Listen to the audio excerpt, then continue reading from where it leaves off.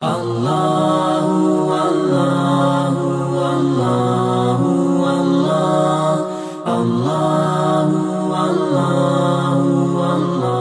علیکم ورحمۃ اللہ وبرکاتہ نحمدہ ونصلی علی رسولہ الکریم اما بعد قال اللہ تبارک وتعالی فی القرآن المجید والفرقان الحمید فاعوذ باللہ من الشیطان الرجیم بسم اللہ الرحمن الرحیم۔ میرا نام فرزانہ بنت باشا خان، میں دعویٰ کورس 3rd ایئر میں پڑھ رہی ہوں۔ سورہ آل عمران آیت نمبر 110 میں اللہ تعالیٰ کا فرمان ہے اعوذ باللہ من الشیطان الرجیم بسم اللہ الرحمن الرحیم کنتم خیر امۃ اخرجت للناس تأمرون بالمعروف وتنہون عن المنکر وتؤمنون باللہ ولو آمن اہل الکتاب لکان خیرا لہم منہم المؤمنون واکثرہم الفاسقون۔ تم بہترین امت ہو جو لوگوں کے لیے ہی پیدا کی گئی ہو، تم نیک باتوں کا حکم کرتے ہو اور بری باتوں سے روکتے ہو اور اللہ تعالیٰ پر ایمان رکھتے ہو۔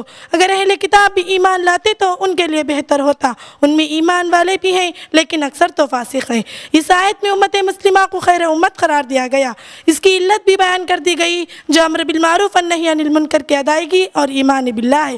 گویا اس امت کی امتیازی خصوصیت دعوت و تبلیغ ہے، ایک اہم دینی رکن ہے۔ دین کی دعوت دینا ہر مسلمان کی ذمہ داری ہے۔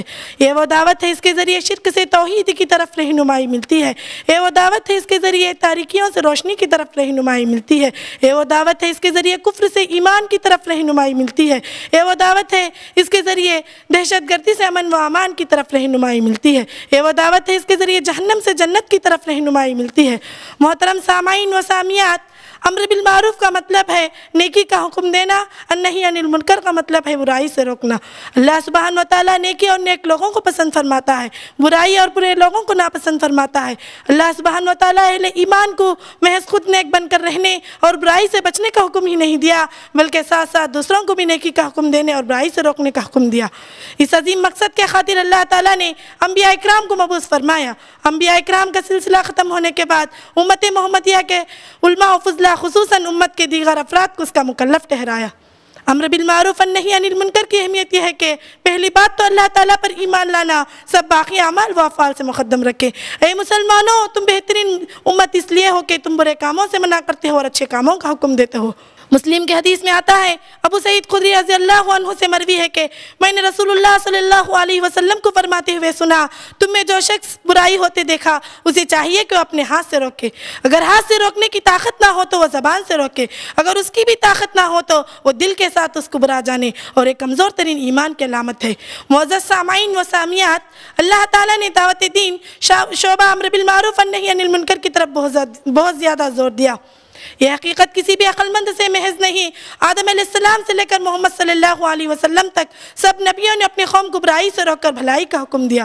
اگر ہم بعثت محمد صلی اللہ علیہ وسلم سے قبل حالات کا جائزہ لیں تو یہ حقیقت ظاہر ہو جاتی ہے، اہل عرب اس وقت بے حیائی، بربادی، ہلاکت کے زمانے میں تھے۔ خون ریزی، زناکاری، ظلم و زیادتی، شرک، بت پرستی، زندہ درغور کرنا، غرض تمام قسم کی برائیاں موجود تھیں، لیکن جب اسلام آیا تو ان تمام گناہوں کے افعال کو نکال پھینکا۔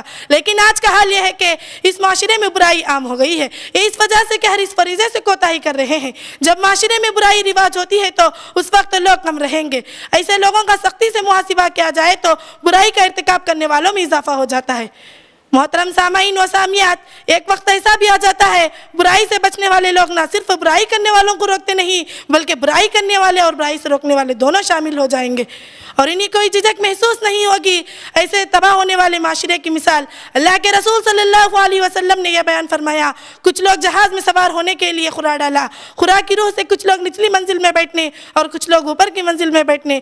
نچلی منزل والوں کو اوپر کی منزل سے پانی حاصل کرنا پڑتا تھا، جس سے اوپر کی منزل والے تنگ ہو جاتے تھے۔ اب نچلی منزل والوں نے اس کا حل یہ سوچا کہ کیوں نہ جہاز کے نیچے تختے میں سوراخ کر کے پانی نیچے سمندر سے حاصل کر لیا جائے۔ اگر نچلی منزل والے اوپر منزل والے دونوں مل کر سوراخ کرنے والوں کا ہاتھ نہ روکیں گے تو نچلی منزل والے اوپر کی منزل والے سب غرق ہو جائیں گے۔ محترم سامعین و سامعات، یہ حدیث سے معلوم ہوتا ہے کہ برائی سے نہ روکنے والے کا جرم برائی کرنے والے سے زیادہ سنگین جرم ہے۔ ترمذی کے حدیث میں آتا ہے، ابو بکر صدیق رضی اللہ عنہ سے مروی ہے کہ میں رسول اللہ صلی اللہ علیہ وسلم کو کہتے ہوئے سنا، جب لوگ ظالم کو دیکھیں اور اس کو نہ روکے تو قریب ہے کہ اللہ تعالیٰ ان پر عام عذاب نازل کر دے۔ محترم سامعین و سامعات، تو ہمیں چاہیے کہ ہم خود برائی سے رک کر اور دوسروں کو برائی سے روکیں۔ آخر میں اللہ تبارک و تعالیٰ سے دعا ہے، اللہ تعالیٰ ہم تمام کو امر بالمعروف والنہی عن المنکر کا کام انجام دینے والے بنائے، آمین ثم آمین۔ ربنا تقبل منا انک انت السمیع العلیم وما علینا الا البلاغ المبین۔ السلام علیکم ورحمۃ اللہ وبرکاتہ۔ اللہ اللہ اللہ